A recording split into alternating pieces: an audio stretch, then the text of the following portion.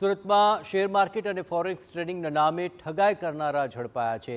14.60 લાખની ઠગાઈ કરનાર બે શખ્સને સાયબર ક્રાઇમે ઝડપ્યા છે। પુણે અને મહારાષ્ટ્રથી બે સાયબર ગઠિયાની ધરપકડ કરવામાં આવી। વોટ્સએપ ગ્રુપ, ફેક વેબસાઇટથી રોકાણ કરાવી લોકોને છેતરાતા હતા। આરોપીઓના બેંક ખાતા દેશમાં 7 સાયબર ફ્રોડ સાથે સંકળાયેલા છે। આ તમામ ખાતામાં 4.68 કરોડથી વધુની ઠગાઈ થયાનો ખુલાસો કરવામાં આવ્યો। તો આપણો જે ફરિયાદી છે એમને 14,60,000 રૂપિયાની રોકાણ કરી હતી અને આ 14,60,000માંથી 7.5 લાખ રૂપિયા જે અકાઉન્ટમાં ગયો હતો એ પુણે ખાતે એક વિક્રમ શેટ્ટી કરીને આરોપી છે એમના અકાઉન્ટમાં ગયો હતો।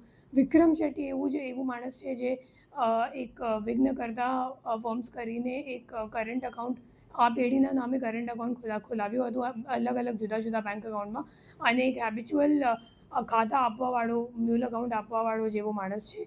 તો એમને પુણે ખાતેથી આપણી ટીમ ધરપકડ કરી છે। એના સિવાય એમની સાથે જે અકાઉન્ટ હોલ્ડર છે એમની પણ ધરપકડ કરવામાં